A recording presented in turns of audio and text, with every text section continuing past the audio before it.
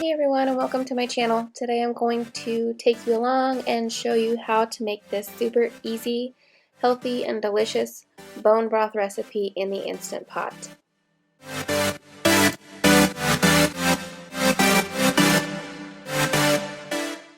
This little basket for the Instant Pot is amazing and it's useful for multi-uses. I will put a link in the description box below. So first things first, I've got 2 whole cooked chickens here. These were kind of small, that's why I got 2. Normally I pick one up from Costco, they're a lot bigger, so you can be the judge of how much you want to use as far as putting in your Instant Pot. I have the 8 quart, so it's fairly large. So what I'm doing is I'm just going to remove all the meat as much as I possibly can and save that for a later recipe.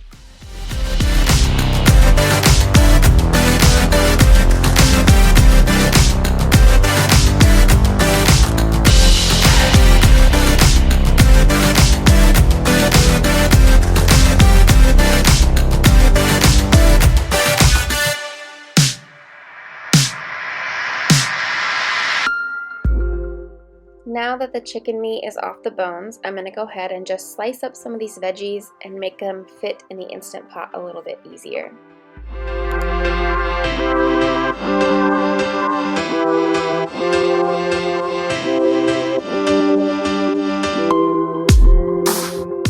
Alright, time to add everything into the basket in the Instant Pot. So I'm going to start off by putting the chicken bones in, and then I'll just stuff the veggies on top and around the chicken bones.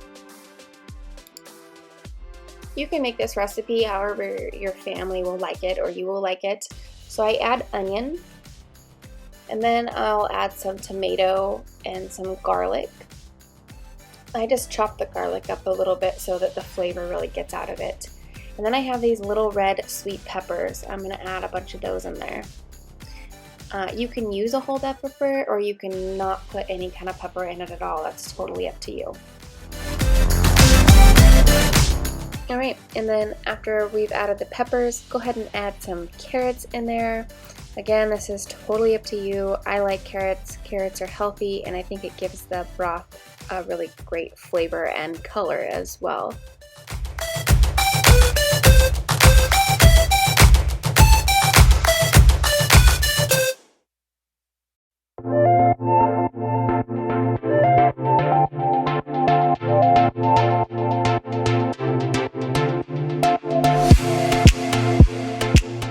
Now we're going to add some celery in there, and then I'm going to show you what spices I have in here. I made this one kind of a lower sodium broth.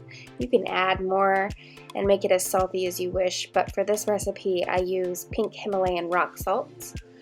And see, I don't have very much there. And then I've got some red pepper flakes for a little bit of spice, and then I've got some onion salt in here. As you can see, there's not a whole lot. Like I said, I kept this lower sodium. You can always add more in whatever recipe you're going to be using this broth for. Then I've got some dried rosemary, some dried thyme, some dried oregano, and a little bit of celery seed. I also didn't measure these, so I just kind of do it from eye. You can always play around with this and figure out if you like to have them in there. You can also do fresh. I'm also just going to add a couple of bay leaves in here. And then once I've got everything in here that I want, I'm going to go ahead and just pour some water over everything. I did 11 cups of water. Again, I have the 8 quart Instant Pot, so how much liquid you put in will depend on the size of your Instant Pot. I probably could have put a little more, but I just wanted to make sure in the end when I was releasing the pressure out of the Instant Pot, it didn't spit everywhere. And sometimes when you get the Instant Pot too full, that can happen. So you want to be careful with that. Okay, so here I'm just going to pour it all over everything, especially the spices and the herbs, because I want it to get down into the Instant Pot.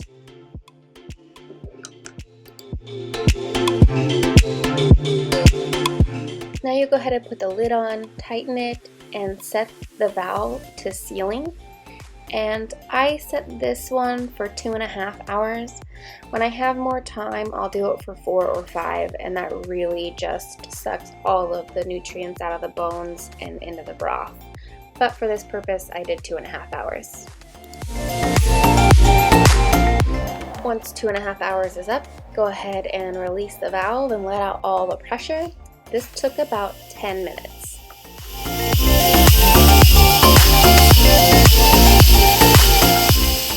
This is my favorite part. It smells so good, almost like a chicken noodle soup, but without the noodles.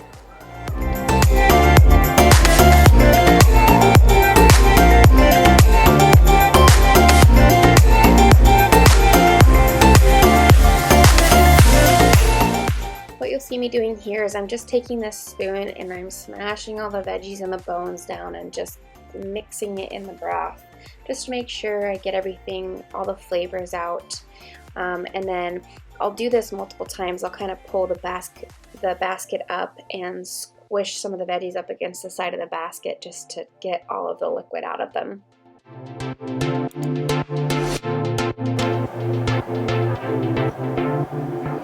I'm going to add one more ingredient to this, and it's turmeric. My friend did some research, and I guess you get more nutrients out of it if you add it in after you've already cooked it. So that's what I'm doing here. Once I've done that, I give it a good stir, and then I've got this handy little strainer and pitcher that I got off of Amazon. I'll also put that in the description box below. I use this for my almond milk, but it's great for just about anything. You'll see I'll strain the broth through it, and there'll be some chunks. Now you can totally put this in your jars too. It's good, or you can put it in a separate jar and add it to a recipe later. But I like to have just nice, clear broth. So I go ahead and just put some in the pitcher and add it to the mason jars.